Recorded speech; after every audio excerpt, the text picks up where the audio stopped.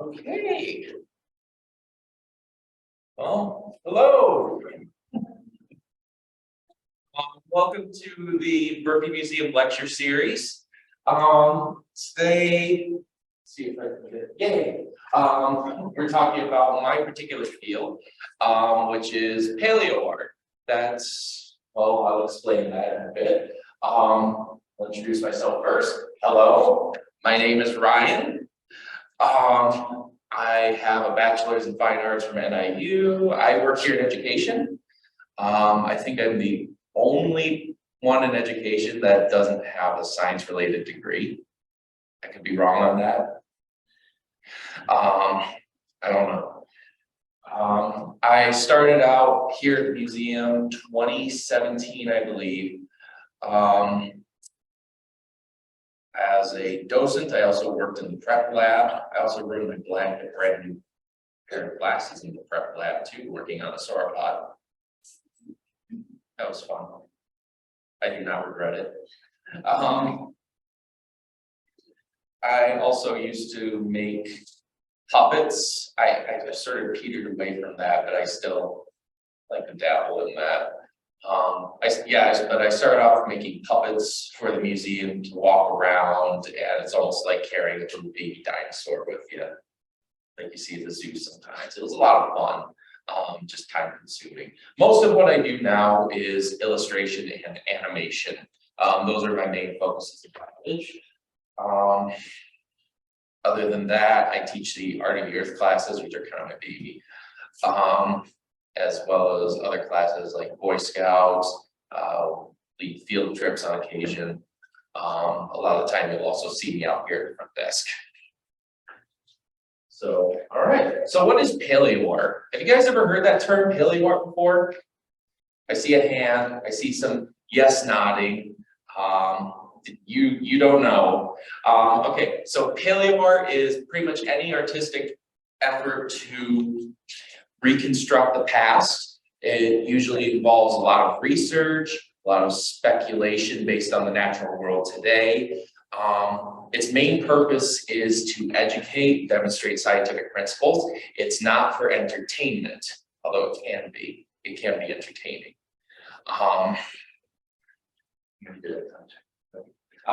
So it can also be any medium. I mentioned puppetry for one. It can be puppetry, it can be sculpture. We're most familiar with it in the form of illustration, probably. It could also be animation as well. So that's another thing it can be is also auditory. You'd be surprised at how many examples exist of people trying to reconstruct what dinosaurs sounded like, and especially hadrosaurs, because their sinuses are hyper specialized in these crests here. If you looked at the inside of your skull, you'd find hollow chambers connecting to your nasals, going up into your forehead and then down to the back of your throat. In hadrosaurs like Parasaurolophus, that's what the crest is. So it's really cool because we can actually figure out what they sounded like. There's an example of animation from my Art of the Earth class, just one of a series of walking hadrosaurs. Now, people have been trying to reconstruct the past for a very long time, and I mean a very, very long time. And so most of that comes in the form of folklore, mythology, certain creation stories. But for as long as people have been around, our fossil record, for example, dates back at least 500,000 years, 200, 500,000 years. Part of it depends on who you ask. But we've been finding fossils that entire time. And it's actually been inferred that some mythical creatures in folklore and mythology are derived from fossil finds.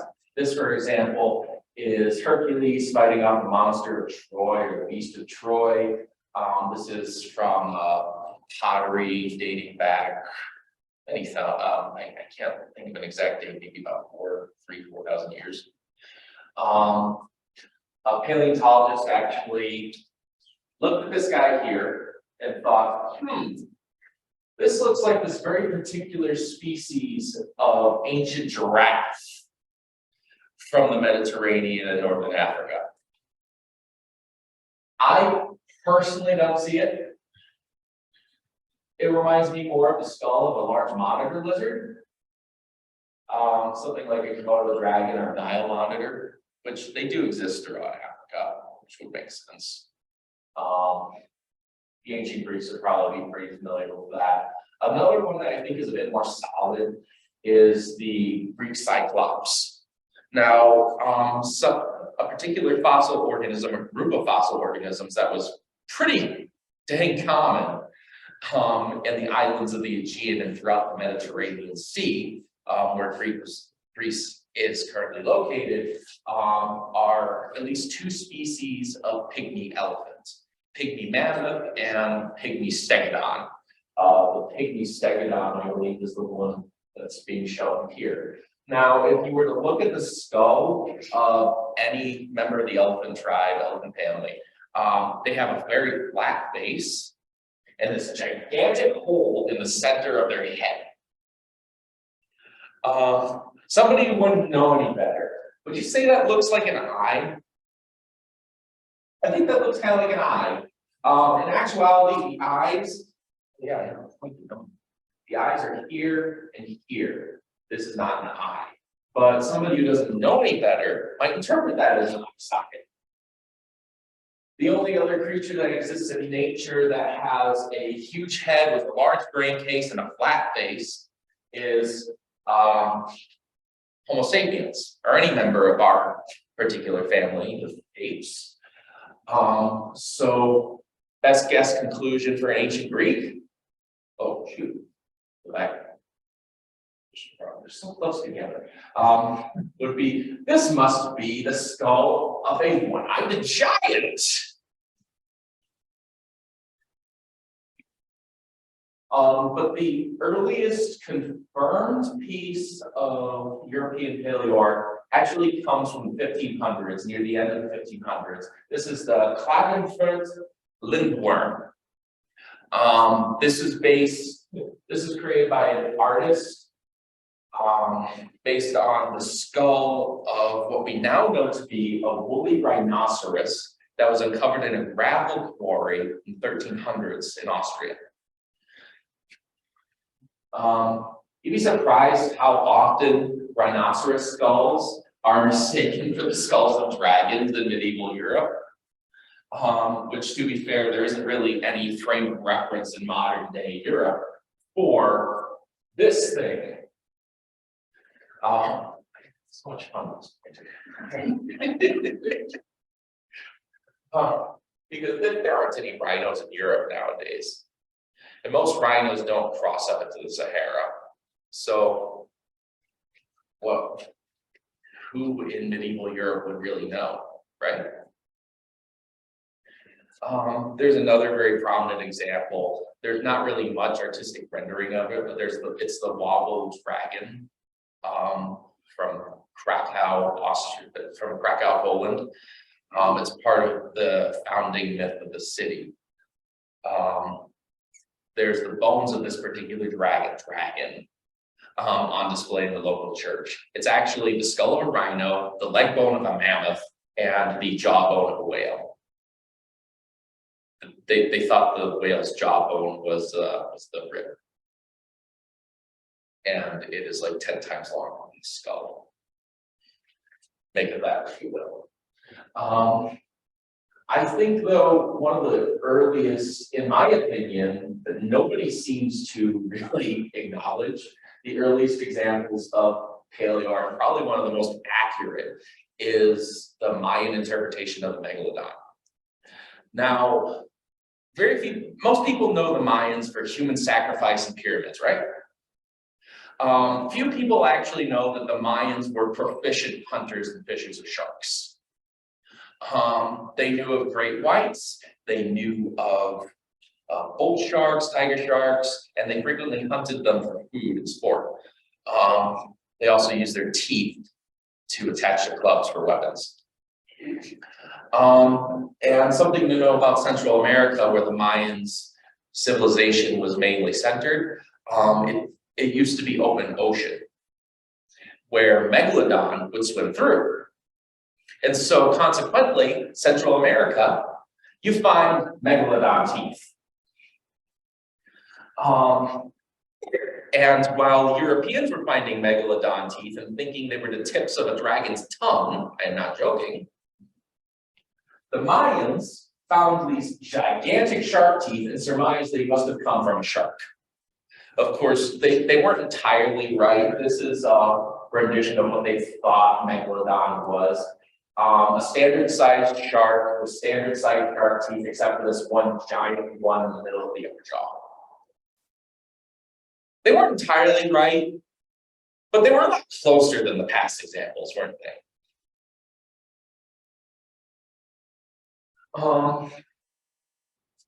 Now, paleontological art and attempts to reconstruct the past really start to take a scientific bent around the 1800s.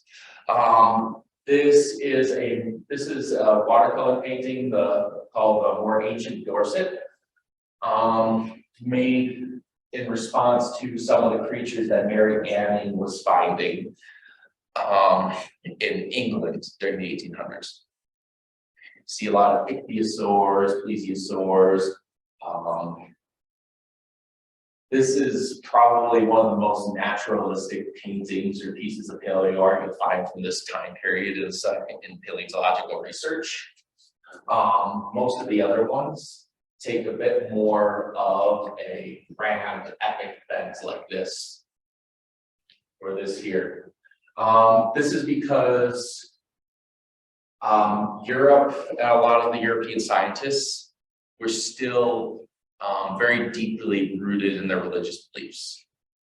And so they were trying to reconcile the fossil finds and the geological record with their understanding of ancient history through the Bible. And they had multiple different interpretations, one of which I believe this one is actually depicting. There's another one that I see, I can't find it for this lecture, but dinosaurs and plesiosaurs as being creatures that existed in primordial dark waters before God said, "Let there be light." Another interpretation was that, and I think this was actually probably one of the more accepted ones by geologists and scholars, that the Noah's flood account is actually just the most recent one of many catastrophic events that occurred in the ancient past. And that the dinosaurs and prehistoric reptiles and mammals that they were finding were more than likely the victims of those past catastrophes. But of course, as the century goes on, there's a little bit less religion injected into PaleoArt and interpretations of prehistory. Now, I know I keep jumping around, but you're looking at these reconstructions of dinosaurs. You're noticing they're very dragon and lizard-like, right? That's because, well, they don't have much to go on. This illustration here by Gideon Mantell, the guy who described Iguanodon, this is all they had of it. Some fragmentary elements of the hip, some leg bones, rib, a few backbones, teeth, this weird spike that they didn't know where to place. They thought it was a horn. Several decades later, they'd actually find a mass burial of iguanodons with fairly complete skeletons. This is what the animal looked like. And it turns out that peculiar spike was actually the dinosaur's thumb on this weird Swiss Army hand. This is probably one of the most fascinating things in all dinosaurs. You have a spike for a thumb and a opposable pinky finger and 3 primary digits on the hand for walking. That's right. But when these remains, along with the first dinosaur ever to be found, Megalosaurus, were described by Sir Richard Owen, a famous anatomist out of the British Museum of Natural History. He was the one who actually described Dinosauria. He coined the term Dinosauria. And he based that his taxonomic description on the fact that, yes, they were reptiles, but they had a strange mix of mammalian and bird features that set them apart from other reptiles. And what later paleo artists, including Benjamin Waterhouse Hawkins, who is in the next slide here, or his work is, would interpret that as these were the dinosaur versions of rhinos and hippos and elephants. They developed mammal-like features to support their great bulk.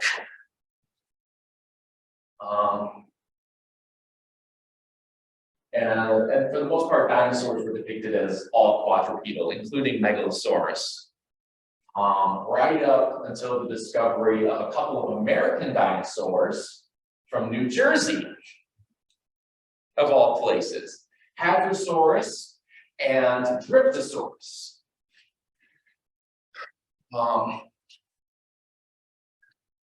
They look kind of weird, right? This is also a painting by Benjamin Hawkins. So what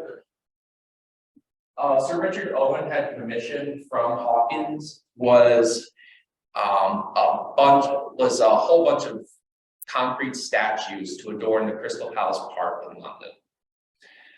It was supposed to be part of this big grand exhibition. Unfortunately, the main building actually was lost in a fire, but the statues still remain. And I just want to take a moment to appreciate, because these are amazing feats of engineering for the time. They're built up from a steel armature skeleton, bulked out by masonry, and then covered and textured over with concrete that has lasted over a century. In fact, the only damage that they seem to have inflicted was due to vandalism during the 2020 pandemic. And we almost had our own version of that in Central Park. So Benjamin Hawkins was going to come over to America. He had actually been financed and commissioned to build concrete dinosaur statues of the new dinosaur species they were finding in America. Hadrosaurus, Dryptosaurus, also some of the Ice Age animals and giant ground sloths, like giant ground sloths. Unfortunately, there was I can't remember his name for the life of me. He was the he was the head of the fire department in New York at the time. He was also a big time mobster. And he had a bit of a grudge. He did not want these statues being built. And he actually had some of his cronies destroy the statues, and now the remains are buried under Central Park. Nobody's ever found them.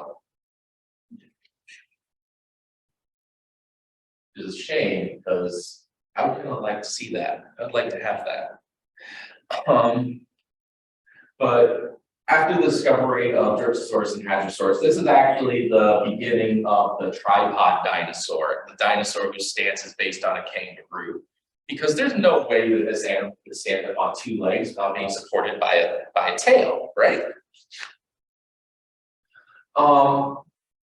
So moving on to the late 1800s, 1900s, we enter an age of commercialization. You had robber barons like George Peabody, Andrew Carnegie.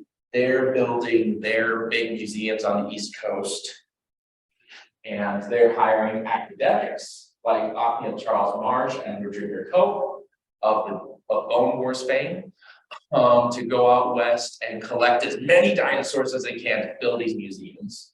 And in turn, they hire scores of laborers and fossil hunters to help them collect these bones.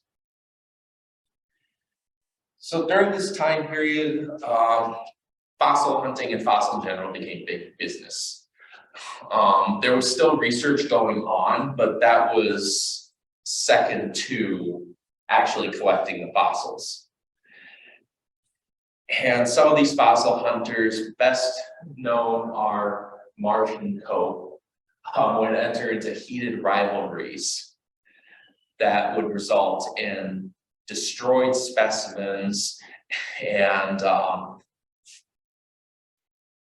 well, there's a reason they're carrying those guns. Okay. Yeah.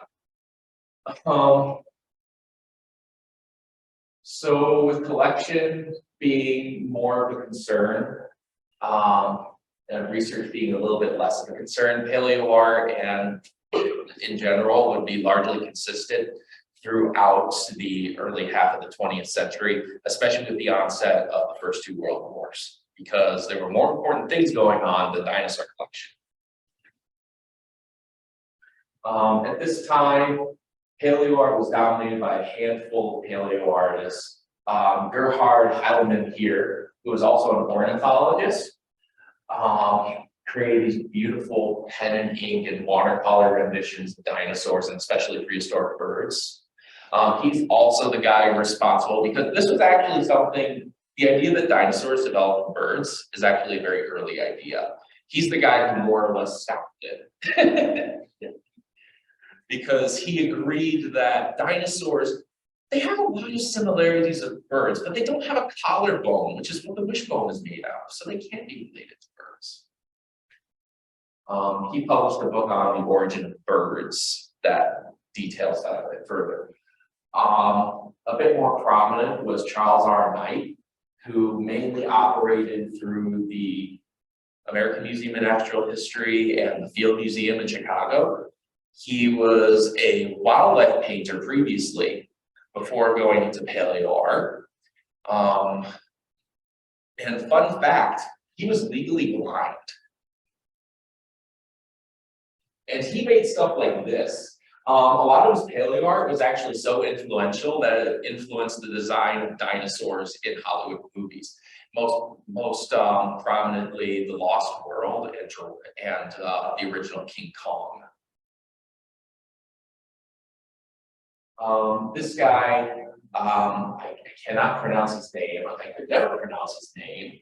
He's a Czech artist. Demek Marian, I feel so bad. I personally don't think he's a fantastic artist. I personally don't really think that his dinosaur art is anything to phone home about, but his artwork of Cenozoic mammals, and particularly early humans, is phenomenal. Even if it's a little outdated, like his rendition of the Neanderthal here, it's still beautiful.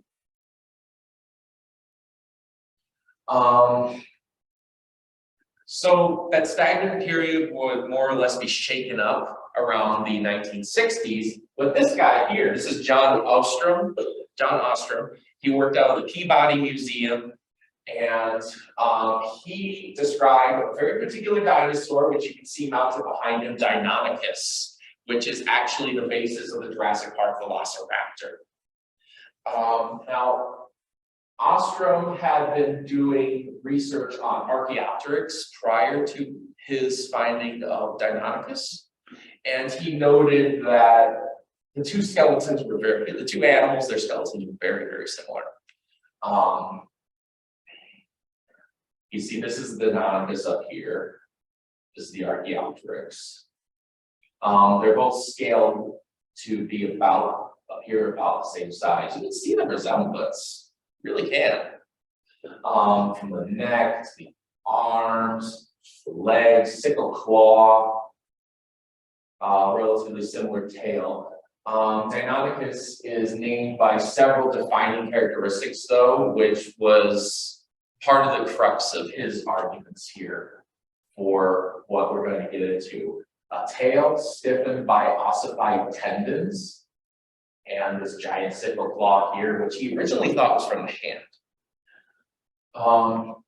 These two features give the dinosaur its name. Deinonychus, terrible claw for that toe claw, and its species name Anthropopus, which means counterbalancing, for this tail, which he interpreted as almost like a biological balancing pole.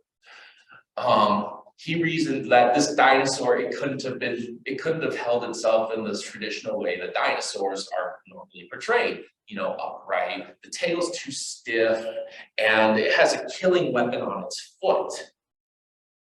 So it must be doing something else. So this, in combination with its similarity to early birds, sort of spearheaded the idea that dinosaurs, or at least provided the idea that dinosaurs and birds were related, which would later be put into artistic form by one of Ostrom's students. And personally, one of my big influences in PaleoArt early on, Robert Bacher. This is the first illustration done of Deinonychus by Robert Bacher. He would also be the first person to do an illustration of a feathered Deinonychus for his book, The Dinosaur Heresies, in the 70s. Followed up by fellow paleoartist and paleontologist Gregory S. Paul for his book, A Guide to the Predatory Dinosaurs of the World. This one. These books I actually used to carry around religiously along with Paul's Field Guide to Dinosaurs. And something else to note, these guys were actually some of the primary consultants on the first Jurassic Park movie. Which you can actually really see it, especially with Paul's rendition of Tyrannosaurus Rex. Comparing that side by side with the Jurassic Park T-Rex, you can really see the resemblance. And he actually made style guides for the character designers of the movie. It's really cool. Anyway, this time period in paleoart history is often referred to as the dinosaur renaissance because it's a revival of old ideas of dinosaurs being active, warm-blooded creatures closely related to birds. And a little bit further vindication for Ostrom, who unfortunately died in the early 90s. Remember Heilmann's interpretation of dinosaurs not being related to birds because they didn't have collarbones, which could be evolved into wishbone? This is a Tyrannosaurus wishbone. Recovered in the early 2000s. So it's a cast, we don't have a real one. Indication.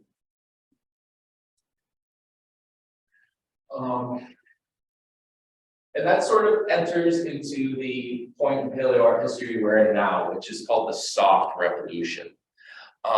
It's probably one of the most self-aware periods in the history of paleoart, because it's actively looking back at what has been done before and trying to correct for it. For instance, some of the big things are shrink wrapping, basically just taking skin and wrapping it over a skeleton like it's Teflon or something. It's a beautiful piece of art, but this dinosaur both dinosaurs look like they're going to die at any second from starvation. Bland colors, monochrome colors, some early artwork of dinosaurs was very colorful, but it was a very monotone. Most animals today have like a broken up patterns. Very few animals are actually a single solid color throughout. And then an unfortunate result of Jurassic Park in the 90s. This is the actual term, by the way. Awesome, bro! Dinosaurs that are made to look fierce, cool, and scary, rather than what they were, which is animals. And this is something that especially the Jurassic World franchise is extremely guilty of. in particular Dominion with its rendition of Giganotosaurus, which looks like it was designed by a high schooler in his goth phase listening to Nine Inch Nails.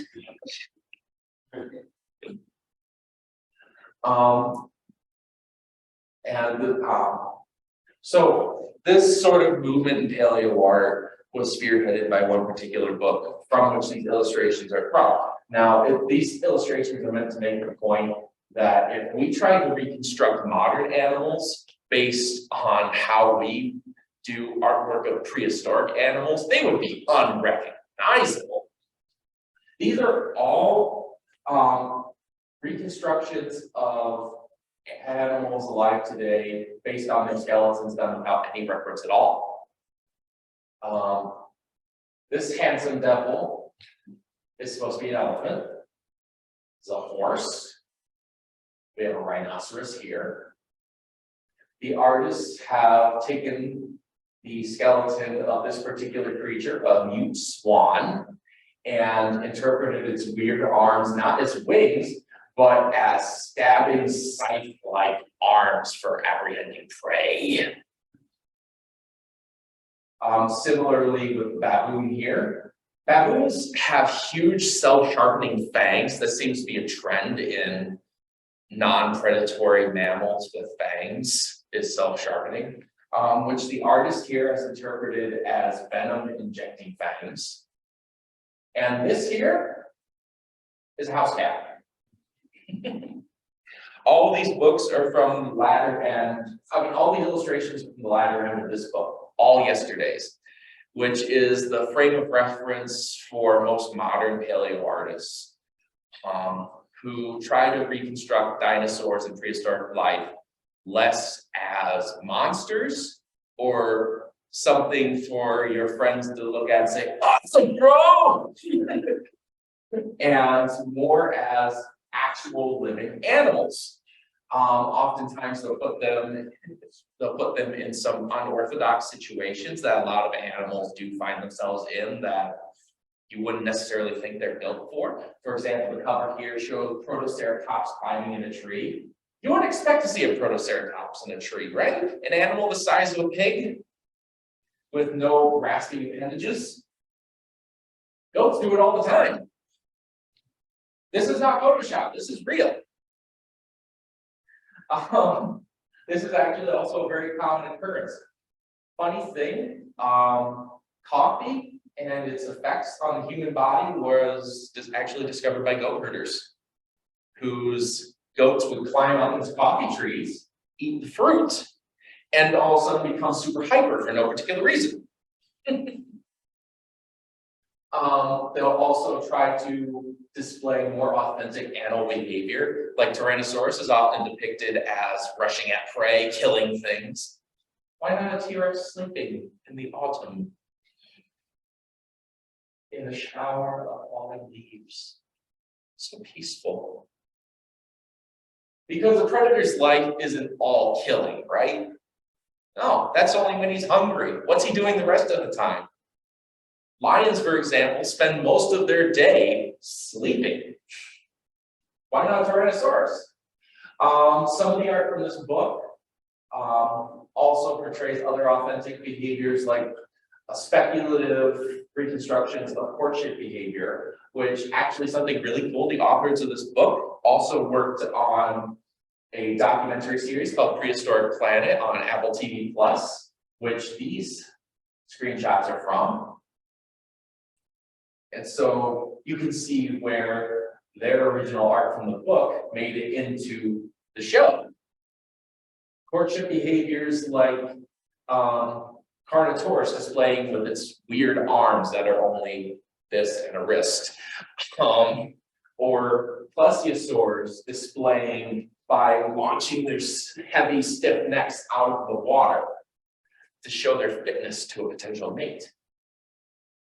There's also more emphasis on giving dinosaurs realistic layers of fat and muscle, making dinosaurs chonky. Because realistically speaking, there's a lot of animals that have a lot of chunk on them, don't they? Why not dinosaurs?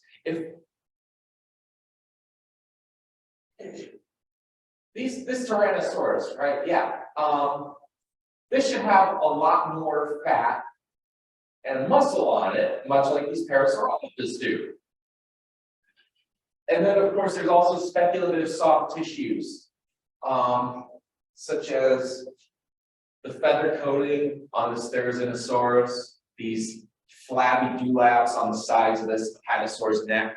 And this dinosaur, this is really cool. This is a Leellansaura from Australia, from southern Australia. Now, at this time in Earth's history, Australia was actually closer to the South Pole than it is now.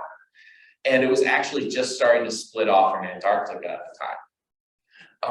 So the climate there would probably have been more like what we see in Washington today, but it's still being how close it is, how close it would have been to the South Pole. It would have had long, dark winters lasting for weeks or months on end. So what they had decided to do was portray this dinosaur with a fluffy coat over most of its body. And something else to know about Leellansaura, it has one of the longest tails in proportion to its body of any dinosaur. My personal interpretation is this tail may well have been fuzzy and used like a scarf, the same way that animals like coyotes, foxes, and cats do to wrap around themselves to keep warm. But what this artist did, just as valid, made it a flagpole. Animals have very strange appendages to signal to each other. So like peacocks, for example, coati, why not a dinosaur? And of course, there's Enosaurus here, the scythe lizard known for its 6-foot arms, 3 foot of that length being claw, being covered in feathers and more or less concealing those gigantic claws, for which this animal is very well known. Although something to keep in mind is that PaleoArt throughout history, it's mostly people working with what they have. We'll touch on that a little bit later, but we shouldn't think lesser of paleo artists of the past because they got things wrong. It's constantly changing. It's just people working with what they have. So what makes good paleo art? What is the general process of paleo art? Most good paleo art has several things in common. The most important of which, right at the very tippy top of this list, is research. Research. You have to know the subject you are drawing or sculpting or animating. The example I'm using in the lecture today is the best studied vertebrate animal behind humans in science, Tyrannosaurus rex. That's not a joke, by the way. It is the second most researched vertebrate animal, and it's 66 million years extinct. So some things that I'll look for from a wide variety of sources are some of the unique features of the animal. And this is an abridged list, but believe me, there are many unique features of Tyrannosaurus rex. One of which we can see right here. Tyrannosaurus has a trait that's relatively rare in giant predatory dinosaurs. It has binocular vision. Its eyes face forward. You can argue why this is. A lot of people have argued, well, that's only because the back of its head is so expanded. But you can argue why, but the fact is that its eye sockets are huge, its eyes face forward, it has very good vision and acute depth perception. Don't listen to Jurassic Park. You don't stand still to get out of the view of a Tyrannosaurus. You haven't turned invisible, you've turned into a chicken nugget. Especially with what we know from current research, which actually puts Tyrannosaurus vision at being 3 times better than that of a hawk. So, yeah. Another trait. This is the brain of a Tyrannosaurus rex. This is the olfactory bulb. That's the part of the brain responsible for a sense of smell. And these are the sinuses, which would have been filled with tissues for picking up those chemicals in the air that are smell. Tyrannosaurus has proportionally the largest olfactory bulbs of any terrestrial animal except for a turkey vulture. It has a very acute sense of smell. If it walked into this museum, it could identify every single person and animal inside the building with one whiff. Another thing of note here, Tyrannosaurus' skull is about 5 feet long. This brain, for its body size and for the size of its head, is gigantic. This is the cerebrum here. That's the area responsible for cognition and problem solving. Tyrannosaurus actually is ranked as one of the most intelligent dinosaurs, right behind some of the Maniraptorian dinosaurs like Troodonts and Dromaeosaurs. So quite intelligent for a large predatory reptile. This is a diagram showing stress in the skulls of various animals. This is a gecko, this is a parrot, this is of course Tyrannosaurus rex, and this is meant to highlight Tyrannosaurus has the strongest bite force of any terrestrial carnivore, living or dead. This is an animal that can pick up the leg bone of an elephant in its jaws and with a small flexure, snap it in two. And just to drive the point home a little bit further, this is a Tyrannosaurus tooth. Now, most predatory dinosaur teeth are blade-shaped. They are flat from side to side, and they have a relatively short root. Their primary goal is to slice and tear at flesh, but Tyrannosaurus's tooth, this is the proportion of that tooth that is made up of root anchoring it into the skull. And if I turn this around, this tooth is thick from side to side. And we look at the tip. It's pointed, but it's not sharp. It's blunt. Tyrannosaurus's jaw strength is powerful enough that it doesn't need sharp teeth. It just needs a point to drive into its prey. So a long root to keep it in the mouth, thick so it doesn't shatter on impact, and a point to make that initial insertion into the flesh and bone. So he's a smart animal with good eyesight, powerful sense of smell, and strong jaws to inflict a massive, devastating injury and help it to process its food. What else is unique about Tyrannosaurus? Well, its foot, for one. It sounds sort of like tangential, but it is important because it's very interesting. So these are photos of our 2 large theropods on display in the museum. This is from our Big Rex. This is from Jane. Now, the Big Rex is based on the American Museum of Natural History's Tyrannosaurus, who did not have a complete foot upon discovery. So the foot is based on that of an Allosaurus, which is very good for demonstrating what I'm talking about. Jane, however, does have complete feet. And just so in case you don't see the difference, I highlighted it for you. Now, the standard theropod foot has 3 metatarsals, 3 foot bones that are roughly the same width from top to bottom, all along the length. But tyrannosaurs, members of the Tyrannosauridae, have 2 outer metatarsals that are about the same length, or same width all the way down the length, but the middle metatarsal pinches off into a wedge shape. This is important because studies have been done on the feet of theropods that show that this actual structure here is very good at conserving energy while walking and running. And it's a feature that tyrannosaurs evolved independently from other theropods that they also share with small, fast-moving theropod dinosaurs like the ostrich Gallimimus, or the ornithomimosaurs like Gallimimus, which you see in Jurassic Park. So, and the reason that is because this configuration here, the bones in the foot, they move more, which does not store energy effectively. and means that these guys are not really as good at maintaining a speed over a long distance.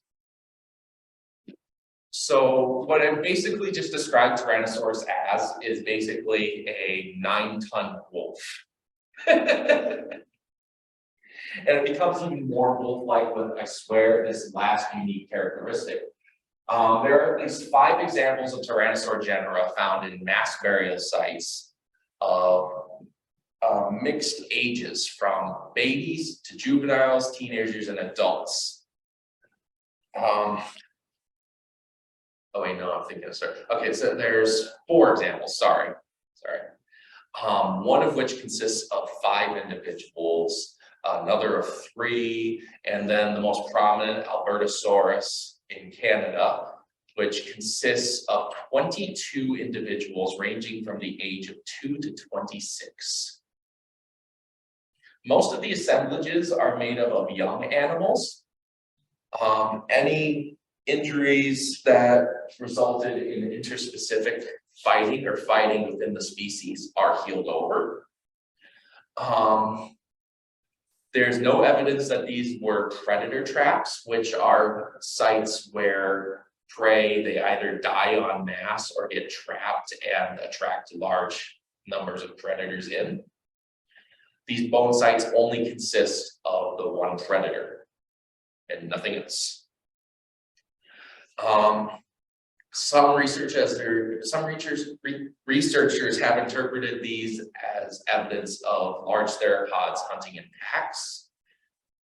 I don't think there's any evidence to say that, but it does seem to indicate that they were at least assembling together or gathering together for prolonged periods in a harmonious relationship, more or less. Jane did not get these healed bite marks from something she was eating. These were from another young Tyrannosaurus rex. And especially in Tyrannosaurs, face bites like this are very common. They're common in meat-eating dinosaurs overall, but they're especially common in Tyrannosaurs. Also are instances of parasitic infection. We actually have lesions on the back of Jane's jawbone here, as well as the back of jawbones of most adult Tyrannosaurs that are consistent with parasitic amoeba, which is also found in modern raptorial birds, which most commonly spreads through injury from others of their own kind and tainted food. In fact, the study going into detail on these face lesions actually used chickens as the primary example. There's a reason the term pecking order is a thing. Chickens often peck at each other to establish dominance, and that can spread disease, including these parasitic amoebas, which exist in them. I know this, my parents have been farming chickens for a very long time, and they do this all the time. So, social, smart, good sense of smell, strong jaws, excellent eyesight. These are some of the unique traits of Tyrannosaurus rex. Next up, aside from learning about the animal, we have to know where it's from. Tyrannosaurus is most frequently found in the Hell Creek Formation and Lance Formation, which are concentrated in the northwestern United States, Montana, North Dakota, South Dakota, and Wyoming. Now today, these particular areas are relatively rocky and arid, but back then we actually have fossils of plants and pollen that show a very different story. These were actually floodplains, more akin to what we see in the southern United States. This is an image taken from a swamp in Louisiana, and we find a lot of very similar plants to those found in the southern United States today. There are also beds representing more inland, uphill environments, less well-drained, that match up very well with redwood forests that we find in the western United States and California. We also find evidence of Araucaria, or monkey puzzle trees, which are only found in the southernmost parts of South America today. as well as regions of Tasmania, Australasia. And then we'll also be looking at the animals that the subject lived with. In this case, Tyrannosaurus is living with a variety of other dinosaur and non-dinosaur animals. Many of the prehistoric mammals and birds that we find buried alongside, and reptiles buried alongside Tyrannosaurus, they aren't related to, but they are very similar to modern animals that we find in the environments that I just mentioned here. Things like the Didelphodon, which is a close relative of marsupials, but not a marsupial, which has anatomy that matches up very well with a modern otter. So not an otter, but living like an otter, mainly feeding on shellfish. So you have a lot of animals very similar to modern ones, even though they aren't. You probably wouldn't be able to tell the difference if you travel back 66 million years. The biggest difference is, of course, the dinosaurs. Tyrannosaurus is the second largest animal in its ecosystem, dwarfed only by what we usually interpret as its primary prey, the Edmontosaurus. It also had other large animals to deal with in its environment, like Triceratops, which consisted of two species in the Hell Creek Formation, one occurring before the other, Triceratops horridus, which is often interpreted as having evolved into Triceratops prohorsus, as well as another horned dinosaur called Torosaurus, and a couple other armored herbivores. Denversaurus, which has huge shoulder spikes that it could have used very well in a defensive measure. And the Ankylosaurus here, no huge shoulder spikes, but a prodigious club at the end of its tail, which we actually have injuries in Tyrannosaurus legs that are often interpreted as having come from the business end of this animal here. Its massive tail club. This tail is also reinforced with ossified tendons and is particularly well muscled near the base. So this dinosaur basically evolved its tail into a baseball bat that would make babies jealous. Aside from that, we have a lot of bird-like dinosaurs like the Ornithomimus and Strythiomimus, Anzu, which we have a specimen of in our collections, nicknamed Pearl. Dakota raptor, right here, the next largest predatory dinosaur in the Hell Creek Formation, a raptor dinosaur the size of a polar bear. And another animal we have recently discovered several specimens of, Pachycephalosaurus, the thick-headed reptile. So those are the animals that live with. So now we're going to move on to some references. The base reference for most dinosaurs is going to be birds, because of course birds are actually technically classified as dinosaurs. Nowadays, they didn't just descend from dinosaurs, they are now classified as dinosaurs. Most often with large ground-dwelling dinosaurs, I'll reference rat-type birds and particularly thick-limbed members of the group. Mainly the cassowary, because it is pretty much the only thick-limbed member of the group. All the other ones are very well adapted for running. This guy, in contrast, is a forest animal who isn't doing as much running, so much as kicking at things it doesn't like. Also, for less feathery dinosaurs, I'll typically look at vulturine birds for reference, because, well, they have less feathering, especially around the head. But of course, birds, you can only get so far with birds, because birds, okay, so this is the skeleton of a red-tailed hawk. There's a lot of aspects to its anatomy that are very similar to other theropod dinosaurs, like Tyrannosaurus. But notice the tail. Practically nothing.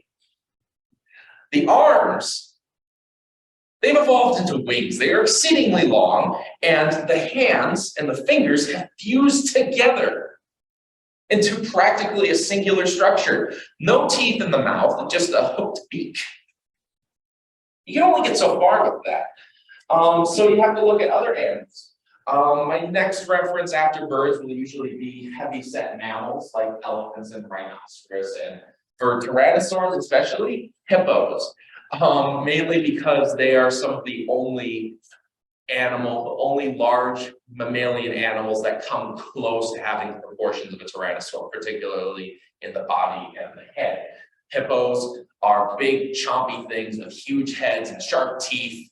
Tyrannosaurus is a big, chompy thing with a huge head and sharp teeth. So I'll borrow a lot of that flabbiness, especially around the head and neck from a hippo, and place that onto my tyrannosaur. Fun fact though, this guy, hippo, he looks chonky. He looks very fat and pudgy. In actuality though, hippos have very little body fat. This is all solidness. Especially this flabbiness here around the head and neck. That's all neck and jaw muscle. A bit overkill, but for an animal that comes out onto land and grazes at night. The rest of it though, the posture, the way the skin sits on the body, I'll usually borrow from elephants. This is because from samples of fossilized skin, impressions of skin from dinosaurs that we do have, we know that dinosaurs, for their size, especially compared to modern large mammals, had very thin skin. So I'll go with the example of the large land animal that has the thinnest skin of all the large land animals, which is the elephant. And in fact, a lot of these folds that we see, these folds and cracks that we see in the skin of elephants actually matches up very well with some of the fossil skin that we find in dinosaurs. Which we actually do have some examples of in Tyrannosaurus rex. One of our big debates going on, especially just a few years ago, was whether or not Tyrannosaurus was fully feathered. Because we have examples of early Tyrannosaurs that are fully feathered. But the thing is, these Tyrannosaurs are mostly tiny, with the exception of Eutyrannus, which is fully feathered, but also 30 feet long and would have weighed up to 2 or 3 tons.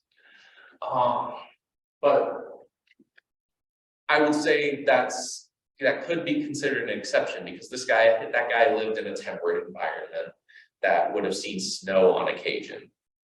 Tyrannosaurus comes from a subtropical environment where the coldest it would usually get would be the mid to lower 50s at night, or in certain parts of the year. And we can actually confirm that Tyrannosaurus probably was mostly featherless, because we do have fragments of skin from Tyrannosaurus proper, but also close relatives like Tarbosaurus, which shows very little feathering, but a lot of scaliness.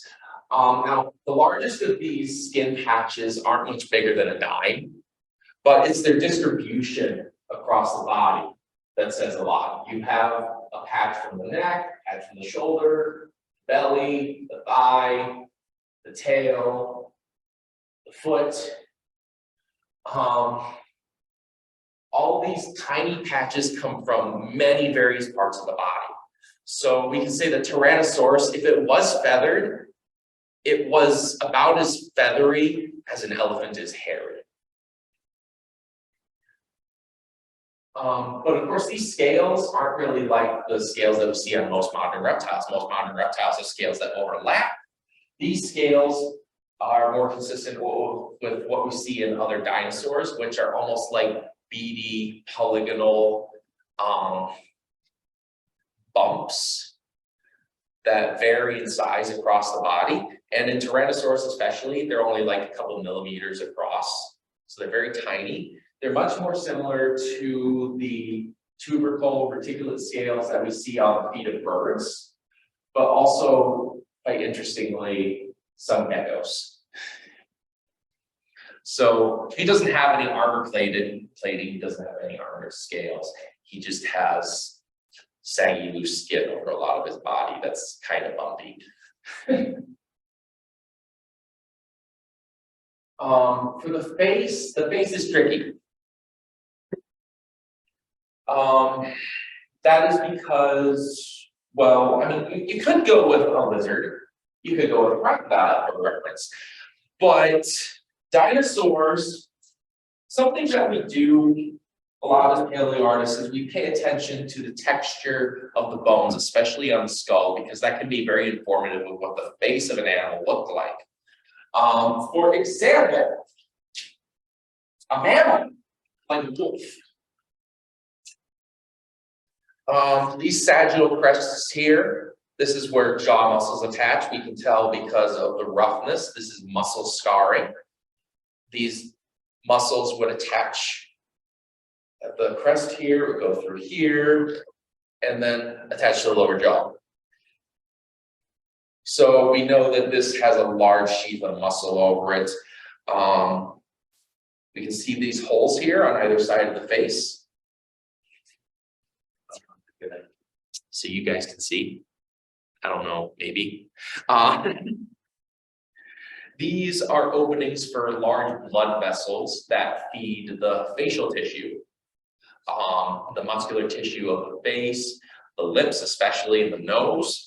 This is because mammals have very fleshy faces, and they need a lot of nutrients to feed that soft tissue of the face. Hence, they have a giant opening with blood vessels to feed that, bring nutrients to it. Reptiles don't really have that. They do have holes. Not very many good lizard skulls in our collection, so I'm just going to use Tyrannosaurus. They do have a series of holes here that would feed blood vessels through to a relatively simple band of ligament that would cover the teeth. There's a big debate going on in PaleoArt right now whether tyrannosaurs and dinosaurs in general had exposed teeth or lips. A lot of the people I know, including myself, err on the side of likely they had lips, because teeth, they don't do well when they're dehydrated unless they have certain compounds in them, like the tusks of elephants and walruses, which are made up more of ivory than dentine. They will start to crack and crumble if they become dehydrated, which is the main reason most land animals have lips. Crocodiles don't have those special compounds in their teeth because they spend most of their time in water. So, and if you keep a crocodile out of water for an extended period of time, guess what happens to its teeth? They start to crumble. They don't do well when they're dry. So I tend to interpret dinosaurs as being fully lipped, like most modern land reptiles. Another way to sort of guesstimate has been determined here, but the number of these blood vessel holes here along the edge of the tooth row.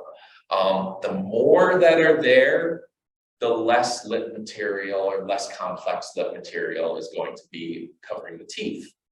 The number that we find in most predatory dinosaurs, including Tyrannosaurus, is very much consistent with what we see in most modern reptiles. That's not to say that they didn't have a unique form of lip integument or covering, however. There have been some recent studies on sauropods, that's the long-necked plant-eating dinosaurs like Apatosaurus, Brontosaurus, that show that their lip covering was maybe more beak-like or keratinous than other reptiles. That may have been true with Tyrannosaurus as well and other predatory and other dinosaurs. There's also an odd frequency of animals either developing lipless lips or beaks among the greater group that dinosaurs belong to, which is Archosauria, and their close relatives, which are the turtles. Especially in dinosaurs too. Well, so many just ditch the teeth and develop beaks. It's very interesting. Odd and interesting. So going back to the texturing, and I'm going to hold this up again. You'll notice in the adult Tyrannosaurus these dents in the side of the face. Those are hammocked rugosities. We see these in reptiles with large display scales on their face, much like this crocodile monitor, as well as the tegus, which we have upstairs. And something that a lot of paleoartists latch on to. This is the eye socket of the Tyrannosaurus Rex. You'll notice that rough bumpiness up here on the brow. This matches up very well with rugosities that we see on the nose of a rhinoceros. Fun fact about rhinos, they don't have a bone core to their horn over which keratin grows over them. Their horn is made all the way through with keratin, which is the stuff that makes up your fingernails and hair. Hold that up so we can see. See that rugosity, that roughness. This particular kind of rugosity matches up best with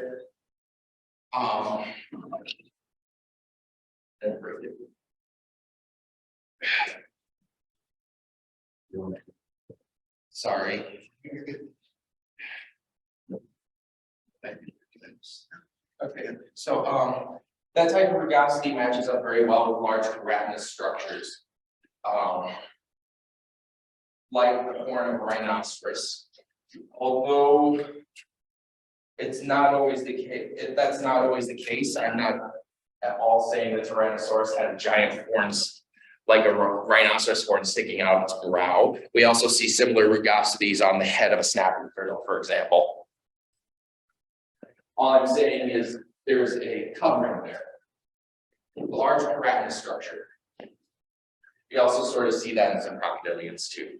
So it's a mix of anatomy, a mix of anatomical characteristics, which you can actually map onto the skull and get a more or less close approximation of what the face would look like.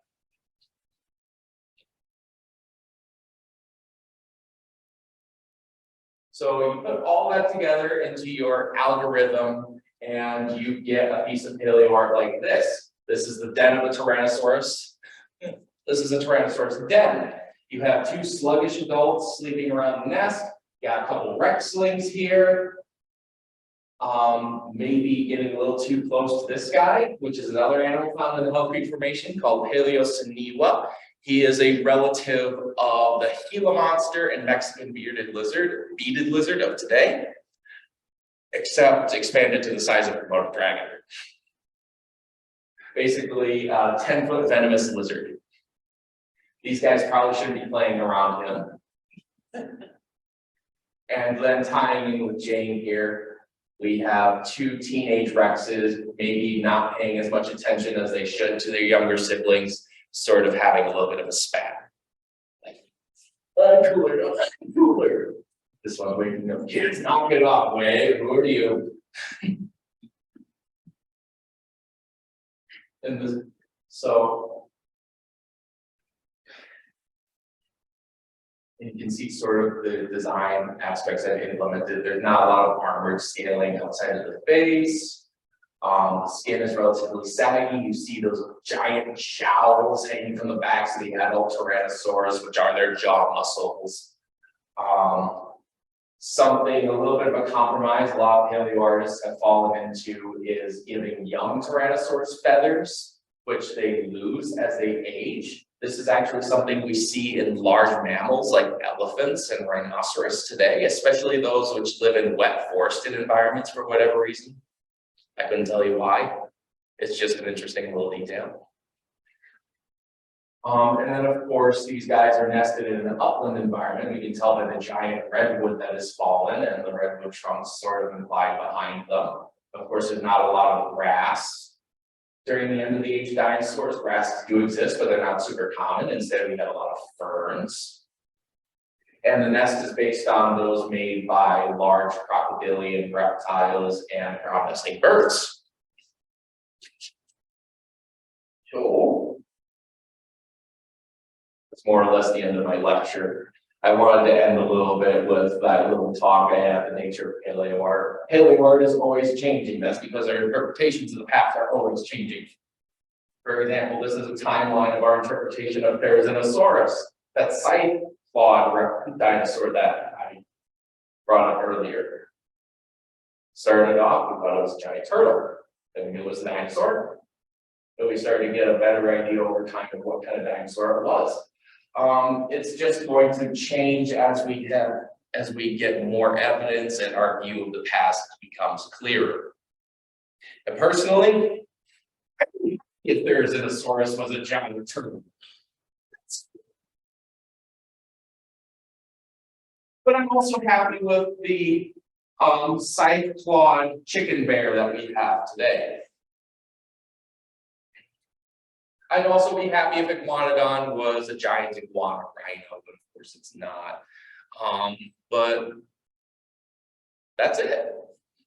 Any questions? Any thoughts?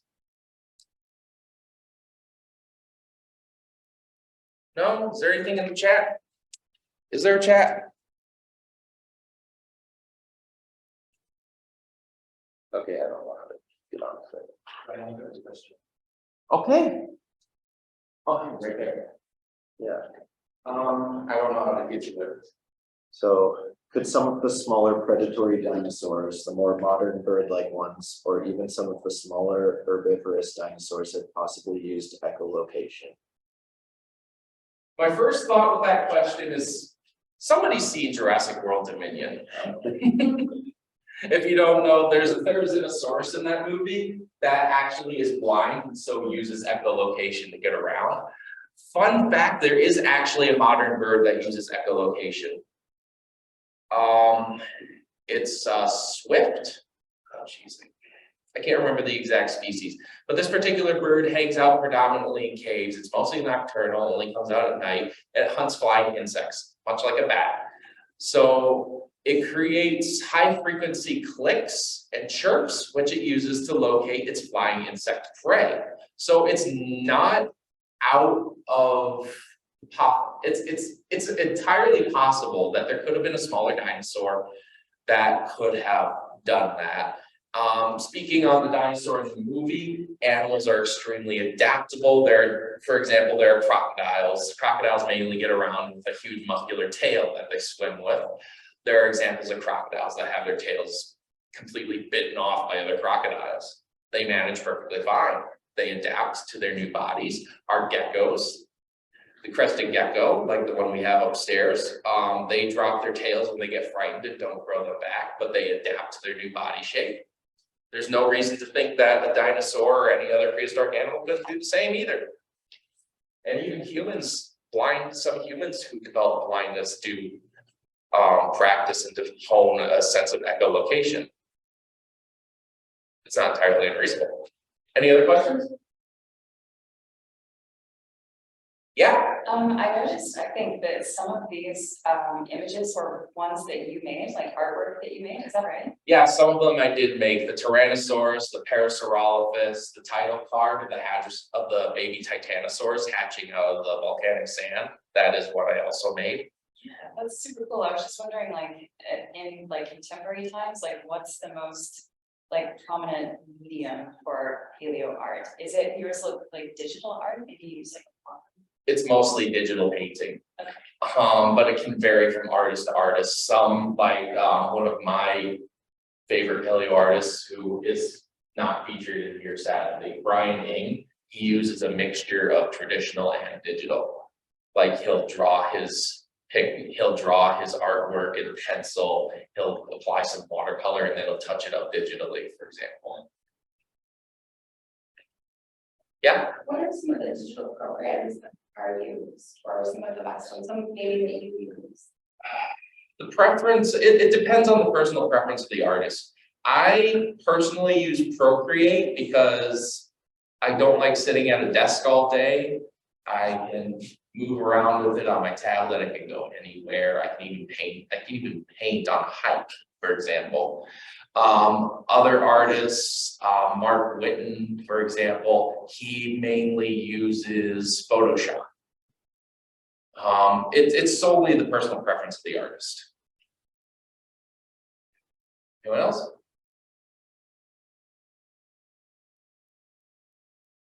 Oh, yeah. How old were you when you started really getting into your art and that's Oh, sorry.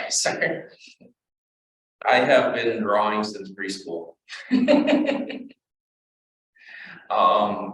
I really practiced a lot back in kindergarten, mainly tracing from picture books while everybody during the nap time.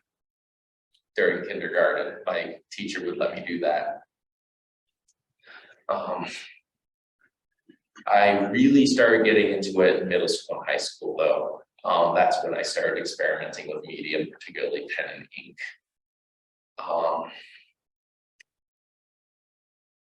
Anyone else? Yeah. If the iguanodon possibly had like a bigger brain that could have supported higher values, do you think they could have possibly made their hands into what we have kind of now, since they have the same amount of digits with the same basic structure? That's an interesting thought. I'm not entirely sure. Maybe. Elephants certainly have grasping appendages. They're large herbivores with large brains. They use their grasping appendages for all sorts of things. Outside of feeding, they use them for play, communication,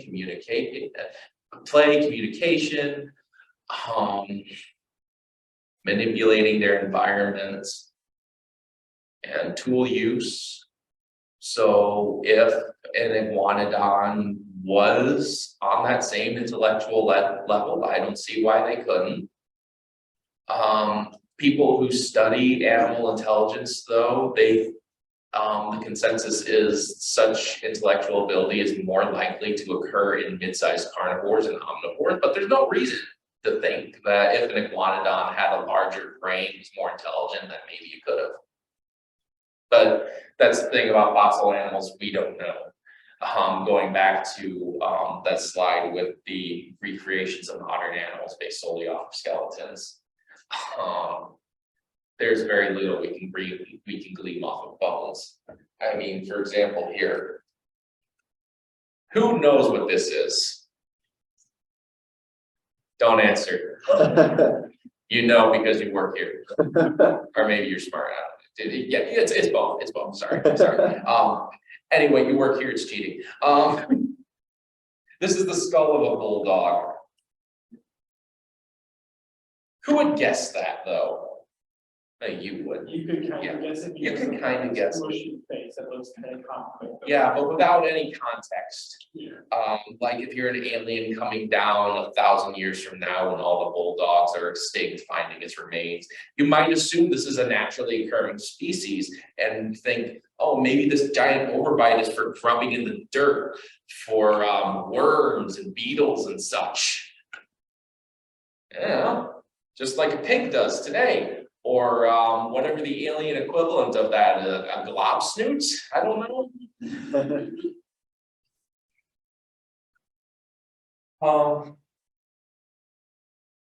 So I guess the TLDR shortened version of my answer. If it was smarter, possibly. All right. Anyone else?